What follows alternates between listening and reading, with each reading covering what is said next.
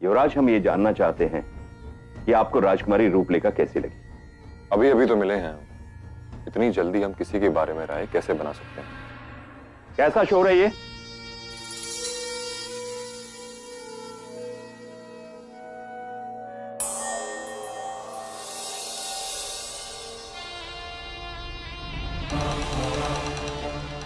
दीदी, आप?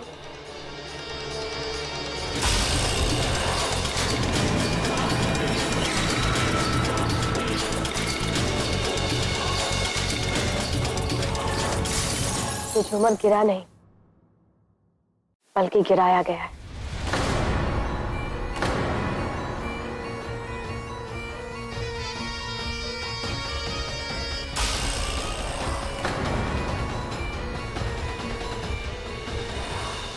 अब तुम खुद ही देखो रघुवीर, ये लोहे की जंजीर अपने आप तो नहीं पिघल सकती।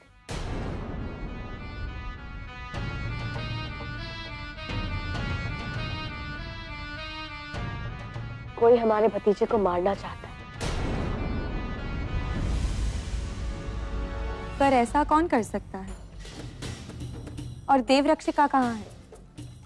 आपने तो बोला था कि वो हमेशा आपकी रक्षा के लिए रहती है। ऐसे करता है कोई किसी की रक्षा?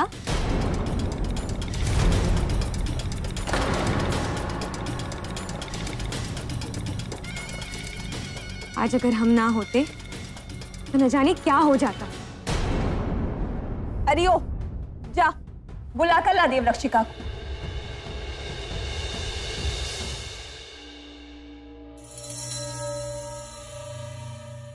ठीक तो है ना?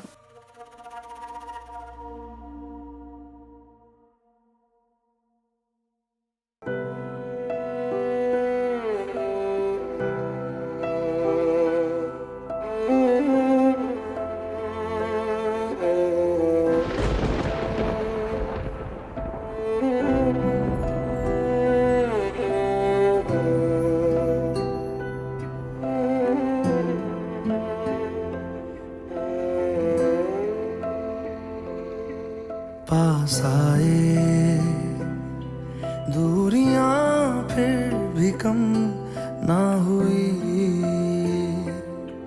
एक अधूरी सी हमारी कहानी रही। आसमां को ज़मीन ये जरूरी नहीं, जा मिले जा मिले। इश्क सच्चा वही जिसको मिलती नहीं मंजिलें मंजिलें। रंग थे नूर था जब करीब तू था, एक जन्नत सा था ये जहां। वक्त की रेत पे कुछ मेरे नाम सा लिख के छोड़ गया, तू कहाँ?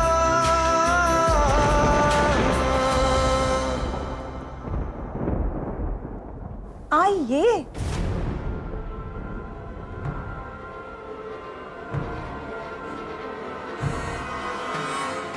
तो फुर्सत मिल ही गई आपको।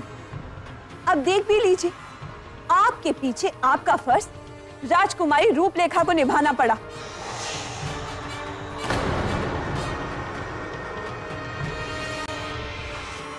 देवरक्षिका, कहाँ थी आप? वो मैं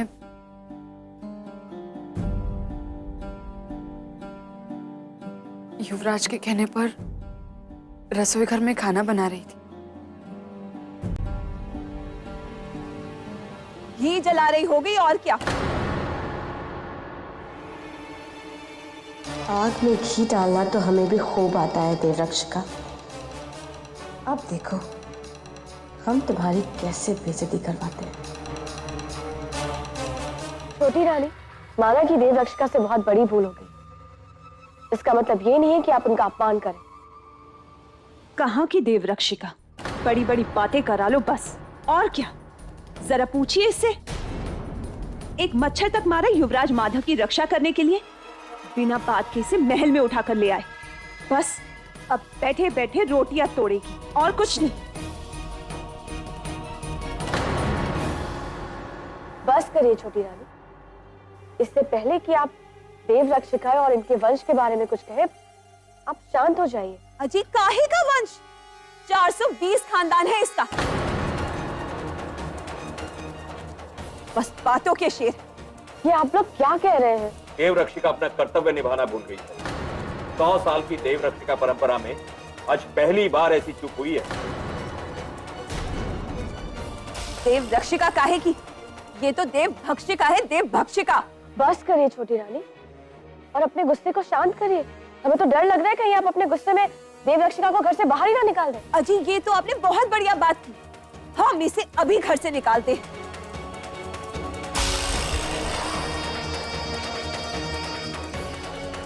क्या कर रही हैं आप? रुकिए।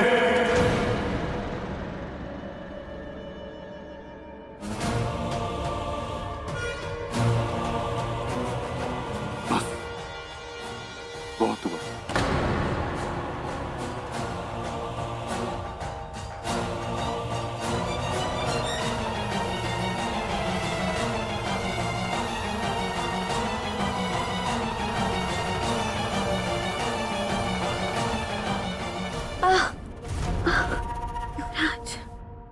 बहुत दर्द हो रहा है।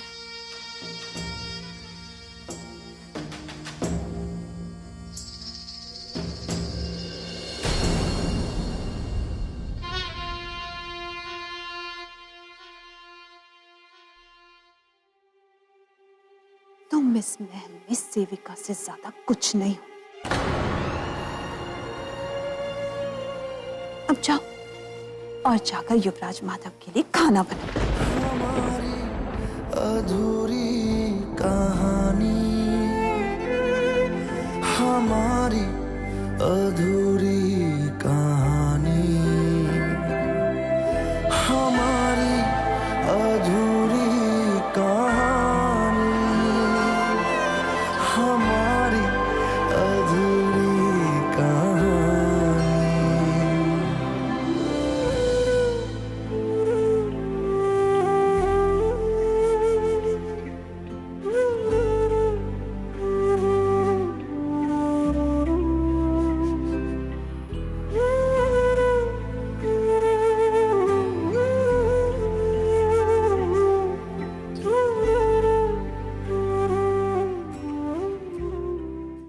खाना पूरा का पूरा जल गया है। समझ में नहीं आ रहा है कि अब मैं क्या करूं।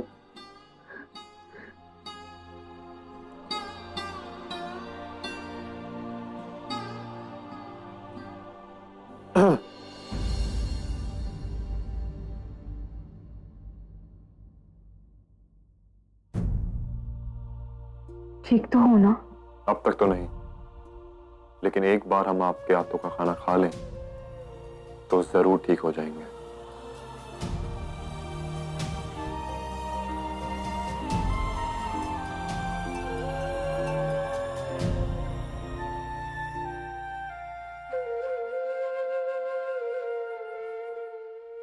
वाह, क्या खाना बनाया है आपने।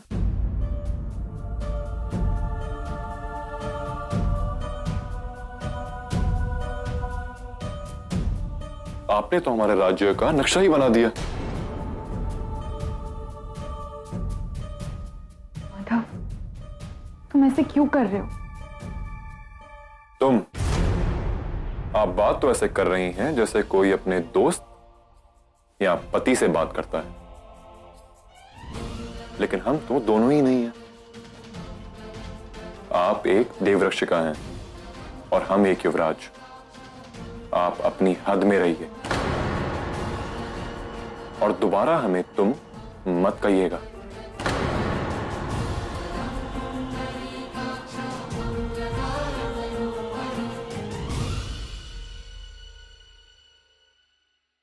हमने आपसे कहा था कि आप अपनी कमजोरी मानकर माफी मांग लें, लेकिन नहीं, आपने हमारी एक ना सुनी।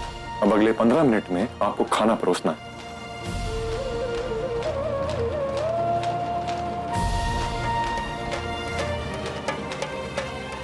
हम कुछ मदद करें?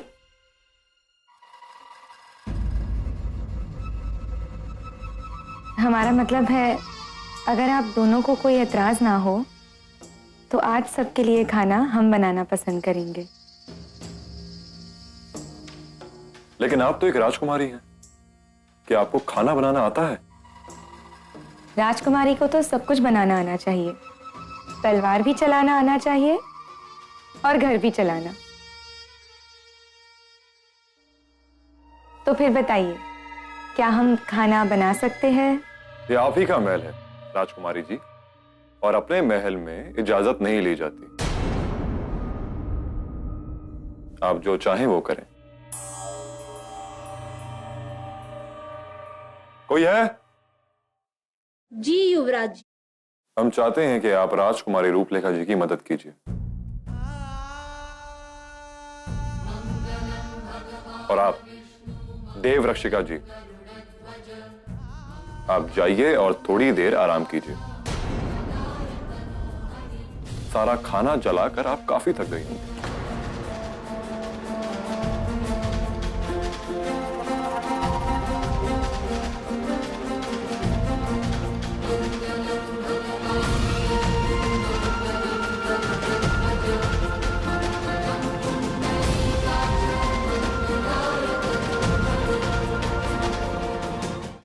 वाह, खाना तो बहुत स्वादिष्ट लग रहा है। लगता है रानी साहिबा की किस्मत में आज का स्वादिष्ट खाना लिखा ही नहीं है। वो जेठ जी, हम कह रहे थे कि खाना तो स्वादिष्ट लगेगा ही। आखिर ये खाना राजकुमारी रूपलेखा ने अपने हाथों से बनाया है। देवरक्षिका जी, बैठिए ना। जी नहीं। बैठिए।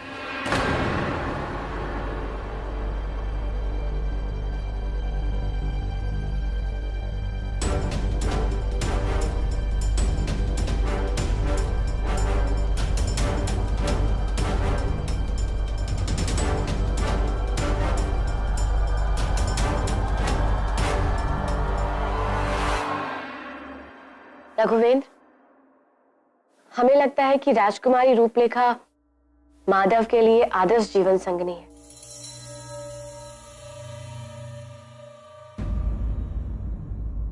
अब देखिए ना, पहले तो उन्होंने माधव की जान बचाई और अब ये साबित कर दिया कि इन्हें घर संभालना भी बखूबी आता है। सुंदर है, सुशील है, सर्वगुण संपन्न है। अगर इनके परिवार की और हमारे परिवार की ताकत मिल गई ना, तो हमारी ताकत 100 गुना बढ़ जाएगी। पर बुआ जी, प्यार ताकत नहीं, कमजोरी है। प्यार में इंसान अपने दिमाग से नहीं, दिल से काम लेता है और अक्सर गलतियां कर देता है। और हम यहां रिश्ता बना रहे हैं, प्यार नहीं। क्योंकि प्यार दिल से होता है और रिश्ता दिमाग से बनता है।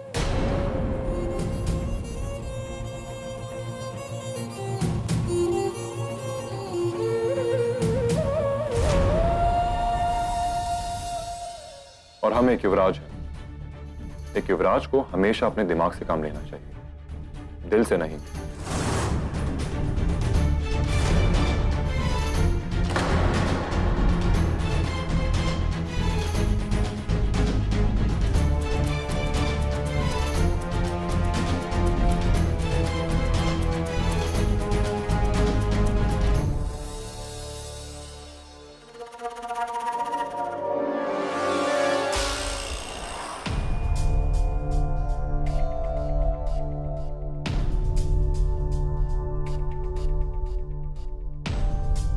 बुआ जी को क्या हुआ?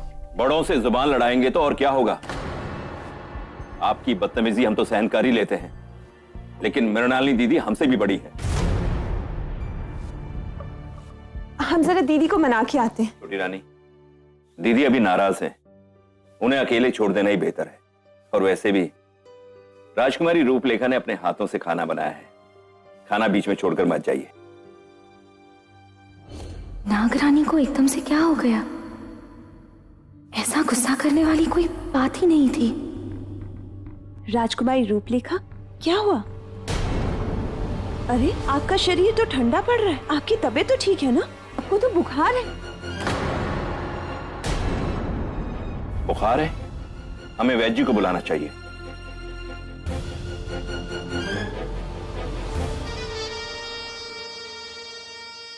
अब क्या करें? वह आ गया तो उसको मेरी असलियत का पता चल जाएगा। कुछ तो करना होगा।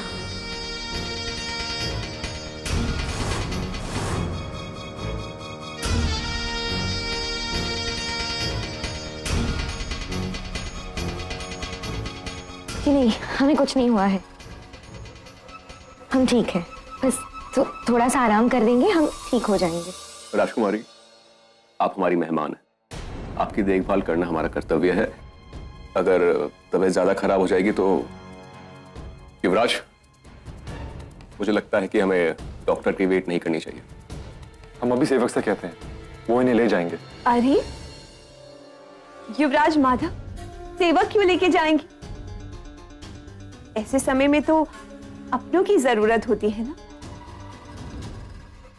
आइए रूपलेखा, हम आपको ले चलते हैं। हमें कहीं नहीं जाना है।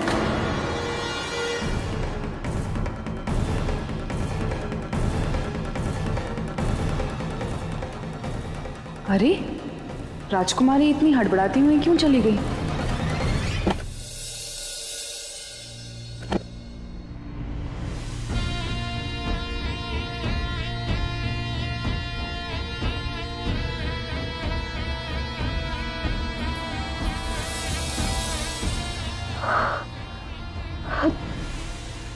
नागरानी, मुझे एहसास हो गया था कि नक्षत्र की वो दशा आ गई है जब हम लोग अपने आप को अर्धनागिन रूप में बदलने से नहीं रोक सकते। और मैं आपको बताने वाली थी, पर हमें इस बात का एहसास हो गया था तक्षिका। तभी तो नाराजगी का नाटक करके वहां से यहाँ आ गए। और माया अभी तक वही है।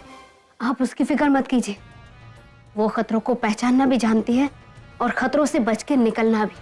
आपके जाने के बाद माया भी वहां से निकल गई थी। लेकिन तक्षिका, हमें बहुत संभल कर रहना होगा, क्योंकि 24 घंटे में 1 घंटा ऐसा होता है जब इच्छाधारी नागिन अपने अर्ध नागिन रूप में आती। हमें कैसे भी करके अपनी असलियत राजवंश परिवार से छुपा के रखनी होगी तक्षिका। और जब एक इच्छाधारी नागिन अपने अर्ध नागिन रूप में आती है तो उसकी केचली उतरती। हमें उसे भी बहुत संभाल कर रखना होगा, वरना जो सवाल खड़े होंगे वो सबके सामने हमारी असलियत ले आएंगे। और तक्षिका, हमारी और माया की केचली की जिम्मेदारी तुम्हारी है। तुम्हें उसे संभाल कर रखना है। जी नागरानी। और हमने ऐसा क्या किया है जिसकी वजह से पहले बुआ जी और अब रूपलेखा इतना नाराज हो गई? बात कहने का तरीका बात से कड़वा होता है। आपने कहा कुछ नहीं, लेकिन जो कुछ भी कहा उसका अंदाज गलत था। ये बात आपने बिगाड़ी है, आप ही से बनाएंगे। ये रिश्ता किसी भी कीमत पे टूटना नहीं चाहिए। रिश्तों का क्या है पिताजी, वो तो रोज बनते और टूटते हैं। उनके टूटने से कोई मर नहीं जाता। क्या कहा? हमने ये कहा महाराज कि हम ये शादी नहीं टूटने देंगे, हम उनसे शादी करके ही रहेंगे।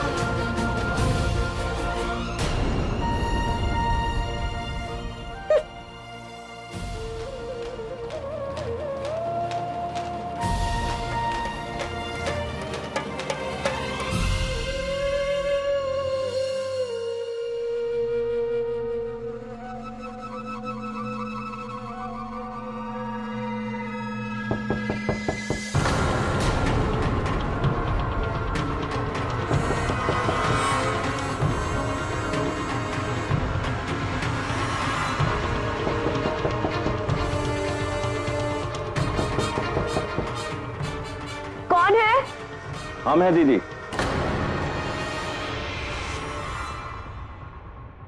युवराज माधव ने जिस तरीके से आपसे बात की उसके लिए माफी मांगने आए हैं।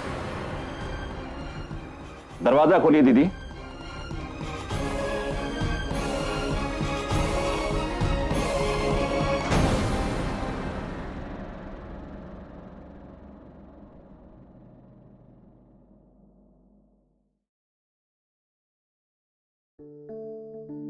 आपको तो बुखार है? जी नहीं, हमें कुछ नहीं हुआ है।